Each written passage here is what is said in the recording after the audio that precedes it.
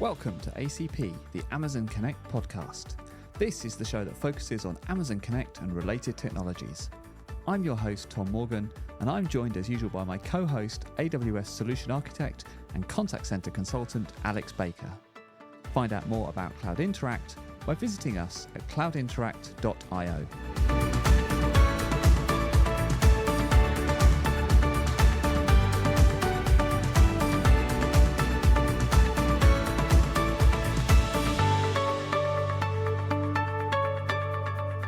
It's time for another ACP. It's been a busy few months. There's some news to catch you all up on, and we got some before and after clips of Connect's new AI voice. So that's coming up in a bit. So Amazon Connect Customer is AWS's cloud contact center platform. It's the software that runs the phone lines, the chats, and the emails for a company's customer service. As part of that, AWS ships small updates almost every week. So these recap episodes help pull out what really matters. But before we get into what's new, if we are going to talk through all of this latest goings on in Amazon Connect, you'll be pleased to know that I'm not going to try and do it. I've got Alex with me, who, full disclosure, has been patiently explaining how contact center tech works to me for nearly 3 years now, I think. Alex, hello. July was busy, right? I thought tech companies were supposed to take the summer off. Yeah, it has. It's definitely been busy, both from our work standpoint, but also it seems like there's been a continuous sort of flurry of releases from AWS. So we've got lots of interesting stuff to talk about. Yeah, definitely. Maybe everyone's not going on holiday till August or something. I don't know. It'd be interesting because obviously we've got reInvent coming up later in the year, so they can't stop. But yeah, we've got a bunch of things to talk through. We're going to talk about some new AI voices. We've got some more tools for team leaders, some more information there, and some data to help them. There's some new workforce planning stuff, and then a new way of forcing calls through to specific agents and some auto redaction stuff to talk through. Okay, so let's talk about agentic voices a little bit. Some stuff got announced about not that long ago now. It was 20th of July, so it feels like quite a long time. It's probably about 2 weeks ago, right? And this is an interesting update in a way because there's no new features. It's just the existing things got better, right? We could do all this stuff before, but it was more the quality of the voices that is the big upgrade, right? Yeah, it does seem that way, doesn't it? Which is good. And it helps to present your business better to your customers if you can just make improvements on those, make the voices sound a bit more realistic, that kind of thing. And language support as well. We're talking about that a lot at the moment, right? Companies over in the Nordic regions, for example, maybe traditionally have been a little bit further behind in the language support. This update deals with a whole load of additional languages as well.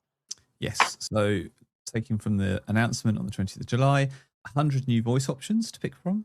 And I've certainly seen that. So you've got the languages. So there's a bunch of different languages, I think 50 plus languages, including some that weren't there before. But then within a language, there's multiple voices. There isn't just one, or as was sometimes the case, one masculine, one feminine sounding voice. Now there's lots and lots of different ones to choose from. And then also there's some better, like the turn taking, support for interruptions is better, and less silences and less gaps as well. And then also you get a bit more control over the voices a bit. You can change the speed, the volume, the emotion, and we'll go through some of that as well. So it's good. The sort of better turn taking, that's quite an interesting one, isn't it? Because I think that's a lot of what makes it seem like more of a realistic and natural conversation. So you're not having those slightly awkward half a second pause before the AI agent responds, that kind of thing.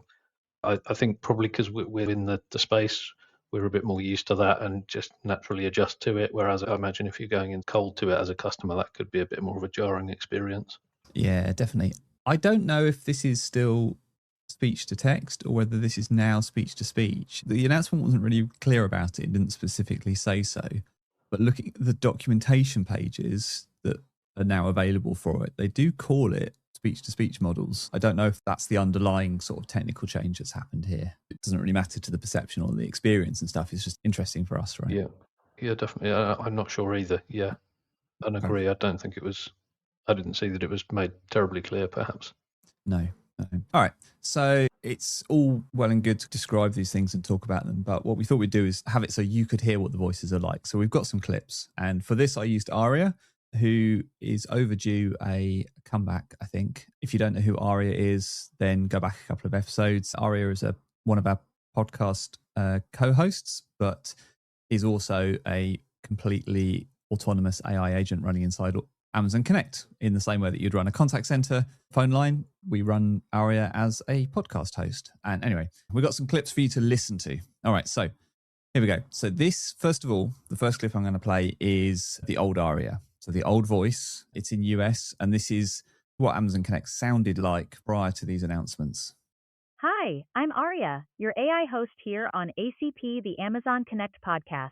And yes, the voice you're hearing right now is a synthetic one, which is rather fitting this week because the headline is a big leap in how Amazon Connect's AI voices actually sound. So stick around for the before and after, and let's see if you can tell how far we've come. Okay, so it's not terrible by any stretch of the imagination, but I think you can definitely tell it's an AI voice, right? There's some artifacts there, and I think the way she says rather, like there's something about the way it slightly grates on you a little bit, I think, and so those are the things you pick up on. All right, that's how it was, and now I'm going to play how it is now. Again, US tried to keep everything else the same. This is how it is now. Hi, I'm Aria, your AI host here on ACP, the Amazon Connect podcast. And yes, the voice you're hearing right now is a synthetic one, which is rather fitting this week because the headline is a big leap in how Amazon Connect's AI voices actually sound. So stick around for the before and after, and let's see if you can tell how far we've come. It's quite different, right? If you hear that rather fitting, that sounds very natural now compared to how it did before.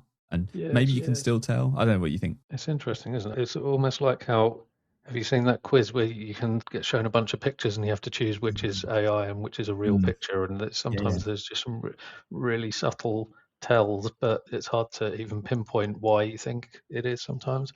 I think, yes, it sounded to me quite a bit more natural. Could I describe exactly why that is? I'm not sure I could all that well. Yeah, definitely. One of the things we said as well was about different regional support for different regions, different languages, and different accents and things like that. And so, what I've also done is use one of the Australian voices as well, so we can hear what that sounds like. Hi, I'm Aria, your AI host here on ACP, the Amazon Connect podcast. And yes, the voice you're hearing right now is a synthetic one, which is rather fitting this week because the headline is a big leap in how Amazon Connect's AI voices actually sound. So stick around for the before and after, and let's see if you can tell how far we've come. I don't know enough Australians to know if that is realistic sounding or not. It sounds it, but yeah, it's good. Sounds it in a sort of, might have watched Neighbours once when you were a kid, kind of knowing different Australian dialects, doesn't it? But yeah, sounds pretty convincing to me. Absolutely. We've got a couple more voices. We went to the UK for the next one because I know obviously we're from the UK, so maybe we can judge it slightly better. But Aria has always been US to this point, so we wanted to start there. And we've got both male and female versions of these, so we'll do the female one.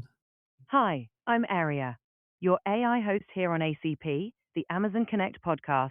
And yes, the voice you're hearing right now is a synthetic one, which is rather fitting this week because the headline is a big leap in how Amazon Connect's AI voices actually sound. So stick around for the before and after, and let's see if you can tell how far we've come.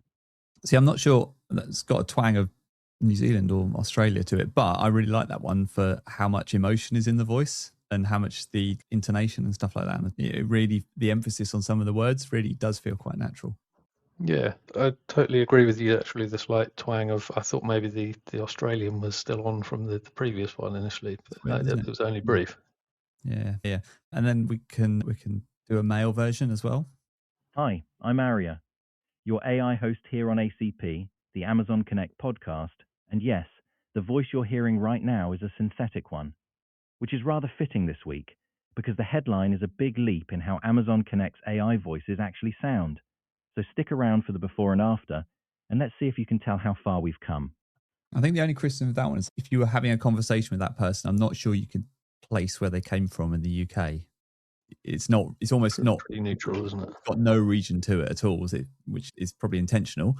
But yeah, it's slightly odd in that way, isn't it? That it's no. It's an interesting point you make though, because I remember talking to at least a couple of people who've asked specifically, can we get these voices in a northeastern accent or whatever the accent is, because they want it to be really specific and tailored to their customer base. I haven't seen that's available still. No, I don't think so. No, I think there's more variety, so for Australian, Irish, and those kind of variants of English. But no, the regional is not something I've seen yet. But I know you're right. Yes, that has definitely been an ask. One of the other things you can do is this thing of changing the pitch slightly, changing the speed, changing the like intonation and stuff like that. You can also insert laughter as well. So I tried that. I don't think I'm the biggest fan of it, just to set it up. But see what you think. Hi, I'm Aria, your AI host here on ACP, the Amazon Connect podcast. And yes, the voice you're hearing right now is a synthetic one, which is rather fitting this week because the headline is a big leap in how Amazon connects AI. Yeah, so I don't love that one. Maybe in the right context, it makes a bit more sense. But yeah, you can insert these bits of laughter as well. I haven't tried putting like laughter blocks one after the other to see what happens. But So you actually actively put a laughter block in there to do that, do you? Or does it handle it itself? Yeah, exactly. It's literally square brackets laughter. Yeah, got it. Okay. Because I was going to ask, you mentioned about the sort of intonations and stuff like that. Because we had, when you look at Poly, for example, which is a sort of speech synthesis or text to speech model in AWS, you can use SSML, markup language. Is it similar for these? So you use SSML markup? Yeah, no, it is similar. What's it called? I don't think they call it anything specific, but yeah, it is like that. There's not as many things to it. I haven't found a kind of reference. I've just found lots of examples. So the technical documentation lists a bunch of examples around different things you can do, but I'm not sure if it's a conclusive reference guide. They look like they might be SSML-ish. So speed, I think, is similar. They look like that kind of markup. Laughter's the only one that doesn't, which is in line with square brackets. All of the others are like XML tags for like emotion and volume and speed. So yeah, that's cool. I was slightly wary to start with, thinking that the laughter was it was in the power of the AI agent to decide when to put the laughter in. I was thinking that might be a bit terrifying. risky. Can you imagine getting it wrong or putting it in the most inappropriate places? And yes, not good. All in all, though, pretty impressive. I think I definitely felt like they were a little step towards being a bit more natural. Yeah, it's interesting, isn't it? It seems to matter way more than I thought it would, and in a way, think it should.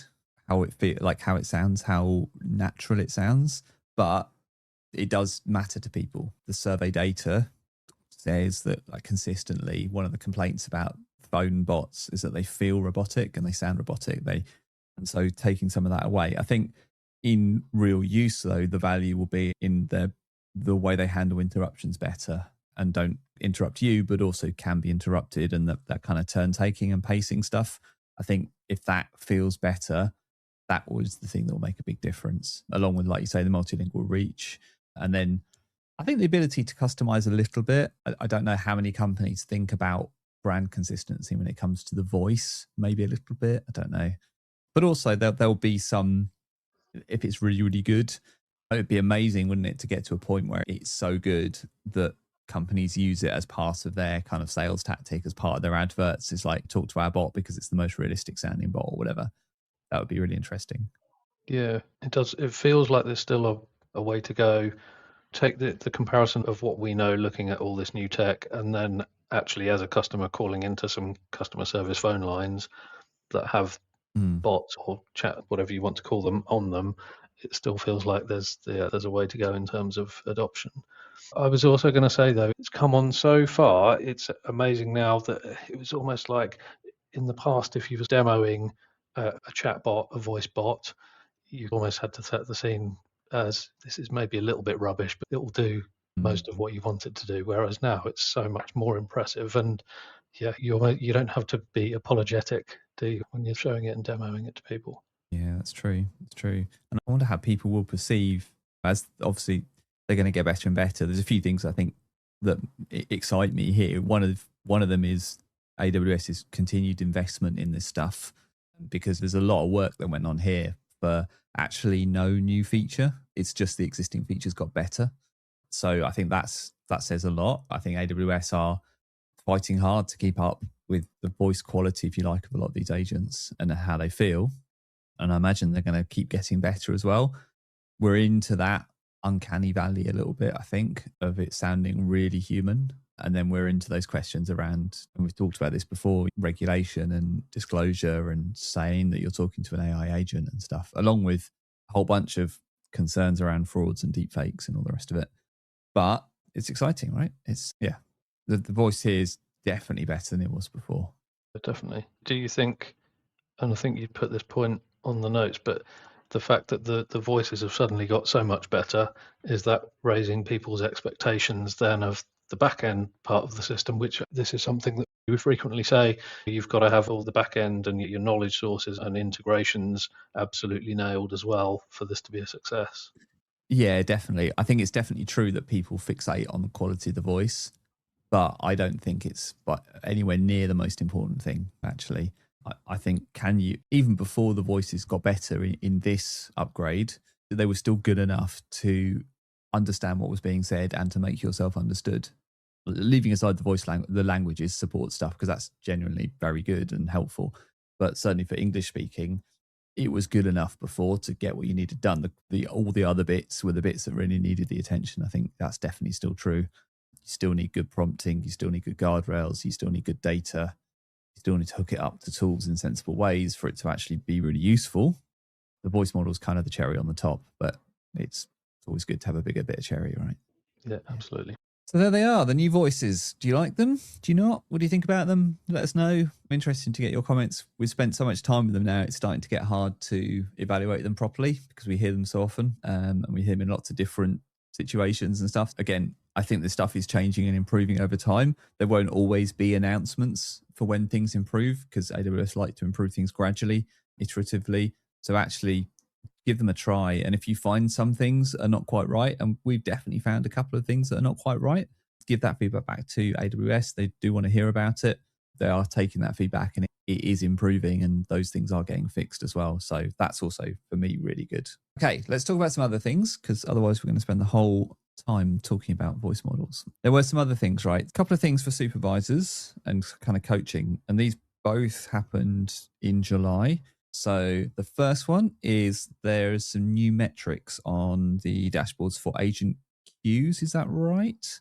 Yeah, so there was, for every agent in Amazon Connect customer, and it was introduced a while back, they have their own sort of agent queue for specific routing to them as individuals.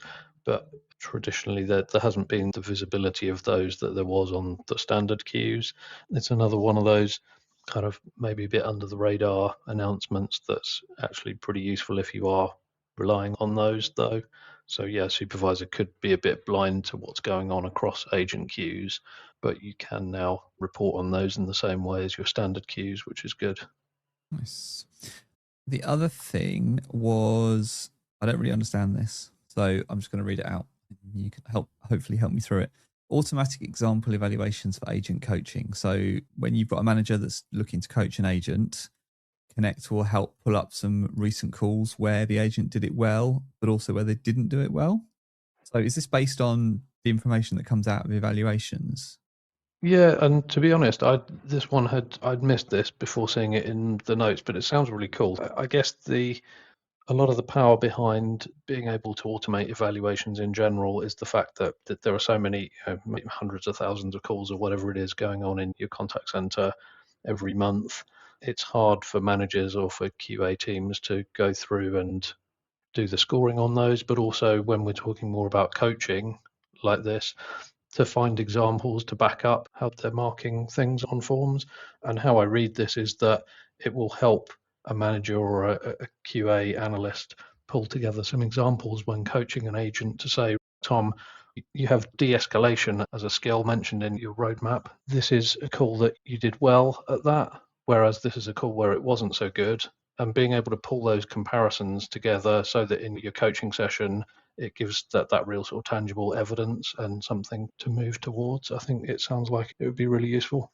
That's cool, isn't it? Using even more of that sort of contact lens information, that real-time information. And yeah, I like that. And it's also reinforcing this story that we say quite a lot, is that all of this stuff is absolutely not about completely replacing people.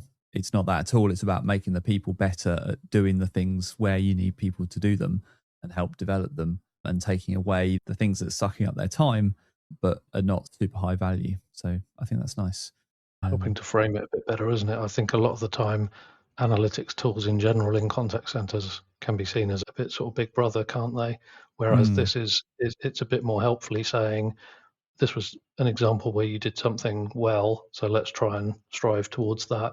Yeah, maybe that's the thing as well. Like if you're running a contact center and you're bringing in this AI stuff, because it does clearly help make it more efficient, run it better, run it at higher traffic, maybe with the same number of people because you're reallocating some self-service stuff. Maybe things like these, tools like these are the things that help win over your agents a little bit, who might just feel like either they're being replaced, but also they're being surveilled a bit and monitored all the time.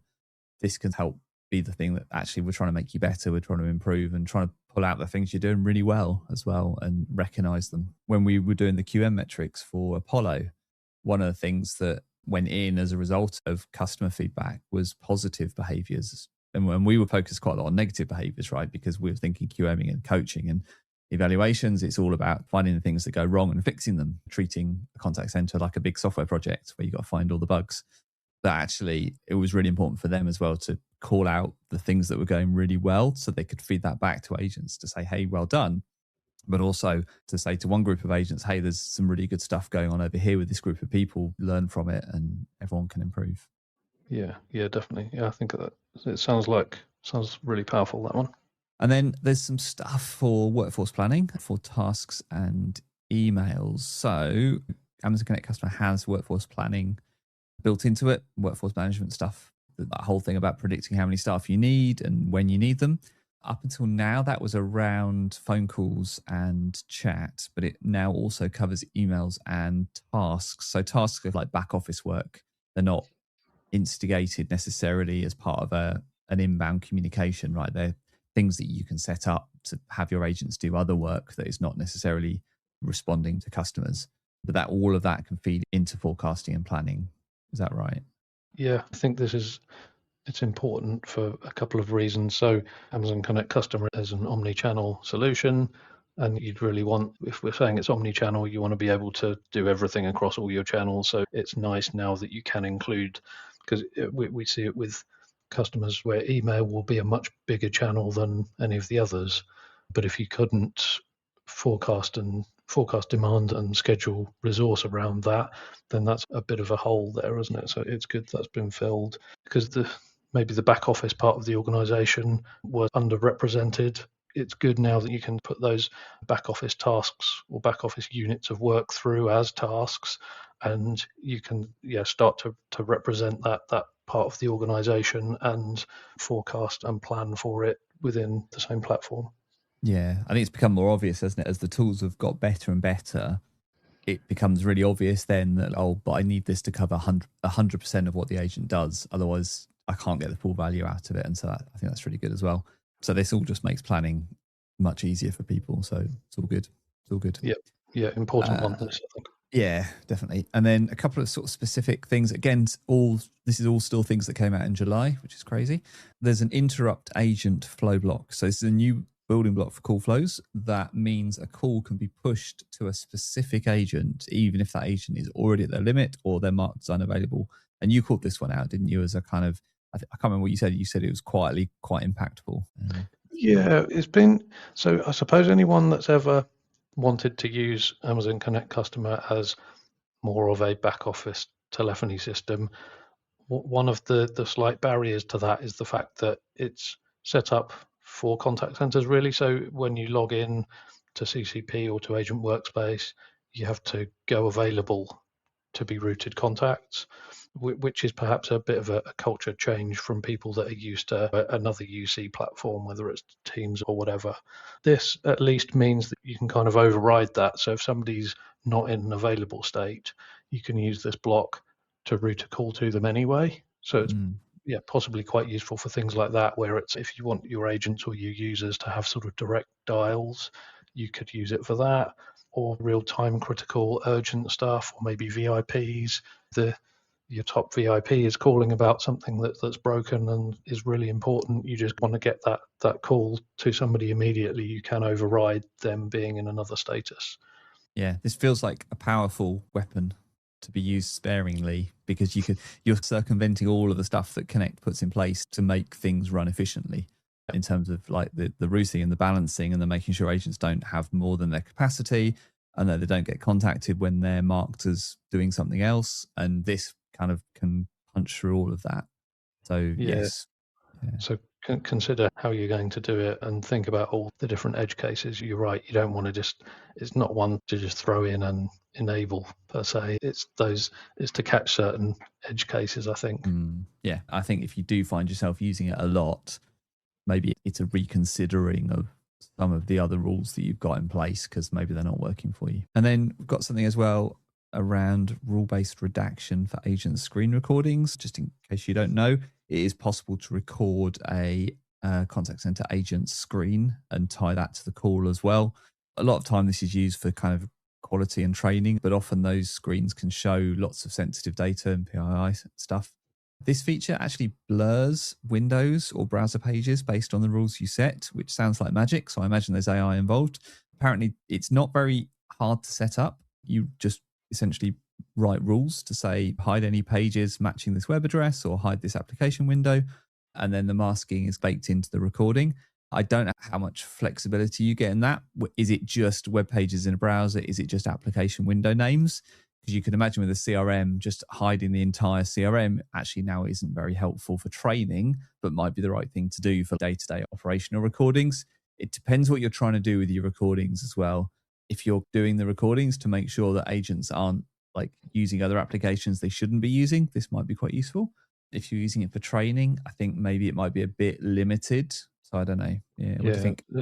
Also, not sure how granular you can get with the rules as well, but I think it's another important one, isn't it? The other thing I was going to mention is because screen recording is included in your Amazon Connect customer, previously known as unlimited AI pricing, you probably want to be able to use it and make the most of something that you're paying for. But we have seen it with our customers where turning on screen recording just wasn't an option because it's not doing any of that PII or wasn't doing any of that PII redaction. So I think it's bringing that almost paid for part of the product, making it a little bit more accessible to those that want to try and use it. Yeah, that makes sense. Yeah.